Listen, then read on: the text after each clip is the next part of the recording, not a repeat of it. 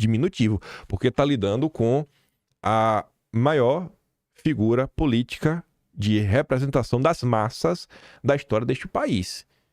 E a pessoa que a elegeu. Então, você fazer isso com a figura do Bolsonaro, não dá para levar uma pessoa dessa a sério. Então, se fosse por caso dela, essa análise aqui valia. Aí vem a CNN. Sobrenome Bolsonaro carrega rejeição muito grande. Tá, mas e daí? Tá, deixa o bolsonarismo então competir, pô. A imprensa passou as últimas horas se dedicando a tentar excluir de vez o bolsonarismo para abrir caminho pro Tarcísio.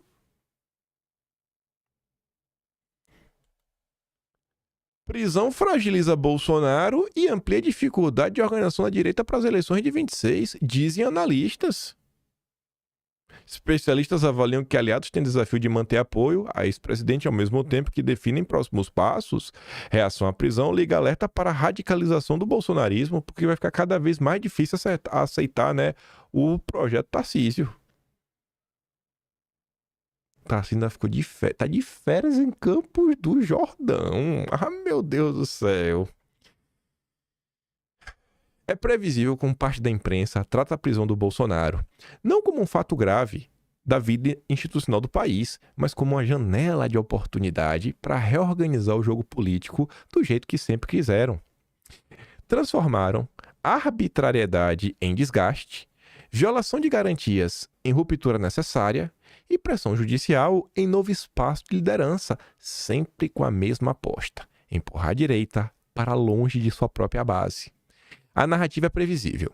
Dizem que a família está enfraquecida, que o eleitor vai desistir, que a direita precisa de um nome aceitável para o sistema.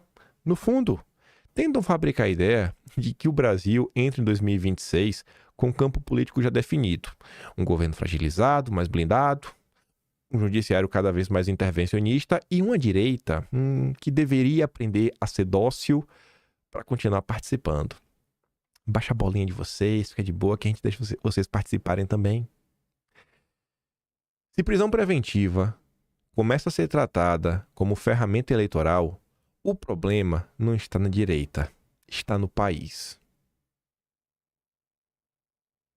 Estão torturando o Bolsonaro para tentar extorquí-lo a apoiar a chapa do Centrão.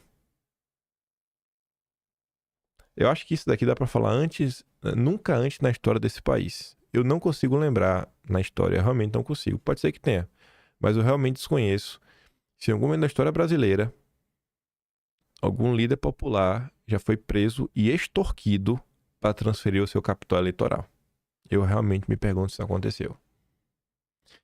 Aí o Carlos fez um comentário ontem que talvez muita gente possa ter pulado, porque fica aparecendo no início, é só um filho falando de um pai, só que ele vai falando assim umas coisas bem importantes, principalmente no segundo e terceiro parágrafos. Ele começa dizendo assim, ó: Bolsonaro sobreviveu a uma facada, sobreviveu a ataques de todos os tipos e nunca cedeu, nunca desistiu, nunca se curvou, mesmo agora, com a saúde fragilizada e o sistema inteiro tentando dobrá-lo, ele segue de pé e sairá desta situação de cabeça erguida, certo de que tem o povo e a verdade ao seu lado. Todos enxergam o que está por trás dessa injustiça. Todos sabem porque o sistema todo age para tentar destruí-lo. Se ele não ameaçasse os interesses dos poderosos e os esquemas podres que governam este país, nada disso estaria acontecendo. Mas tá ligado? Todos enxergam o que tem por trás dessa injustiça. Mas beleza. Mas nenhum ataque vai funcionar.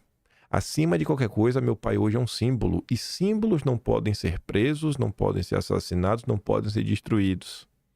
Grave é o que eu estou dizendo. Cada tentativa de humilhá-lo apenas revelará diante de todo o país a podridão de um sistema que só fica de pé apoiado na injustiça e na mentira. E ao mesmo tempo reforçará aquilo que já se tornou inevitável, a força de um símbolo que seguirá inspirando gerações de patriotas a lutar pela liberdade do povo brasileiro e pela grandeza do Brasil. E eu acho que isso daqui vale para todo gaiato que está tentando tirar algum proveito da situação de Bolsonaro. Aí veio o Paulinho da Força. Ele disse: A CNN diz, né? Ele falou com a CNN, ele procurou o Gumota para votar o projeto, né? Da dosimetria. Não é da anistia, não. Segundo relatos feitos à CNN, Paulinho conversou rapidamente com o Gumota, defendeu uma versão do projeto que trata apenas da dosimetria das penas, sem anistia ampla, como querem os bolsonaristas. Conforme pessoas próximas ao relator durante a conversa, o Gumota concordou apenas em voltar a debater o assunto. Não houve avanço, porém, sobre o método do projeto e nem matéria concordância sobre data de votação do texto. Aí, da mesma forma que o pessoal não quer votar anistia, o que o Congresso é atribuição do Congresso votar anistia. Tá lá na Constituição, você pode ter anistia. Pode ter, já falou sobre isso, até sobre a constitucionalidade dela. Mas não, estão querendo discutir dosimetria. Aí, ontem também saiu essa notícia. O Centrão podia pedir anistia, junto com a Faria Lima, diversos setores. Não. Olha a ideia do Centrão. Quer convencer Lula a anistiar presos do 8 de janeiro e atuar por Bolsonaro solto. Não é anistiado, é solto. Nas conversas, os políticos sustentam que Lula deveria buscar um acordo com Dom Pedro III para deixar Bolsonaro solto, mas inelegível, o que lhe manteria fora das eleições de 26. Diante da sabida resistência do petismo em favorecer o ex-capitão, a medida, afirmam, traria ganhos eleitorais a Lula. Por esse cálculo, Bolsonaro voltaria a fazer barulho nas redes e tenderia a lançar o nome de sua família, como Flávio ou a Michele. Candidaturas vistas como mais fáceis de serem superadas devido à alta rejeição já verificada nas pesquisas de opinião. Então, assim, o Centrão tá enxergando a possibilidade assim, Lula, tu libera os bagrezinhos, só mantém Bolsonaro solto, porque tu ainda vai, assim, ter vantagem nas eleições de 26. Então, assim, o pessoal do Centrão não quer nem se... Tá dando um caminho para se reeleger.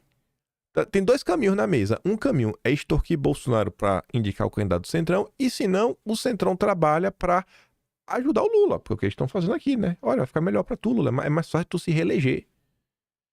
Mas realmente voltar uma anistia nesse país, acabar com todos esses inquéritos intermináveis, resetar essa ditadura, não, isso daí não é a pretensão do Centrão. O Centrão não está preocupado com isso.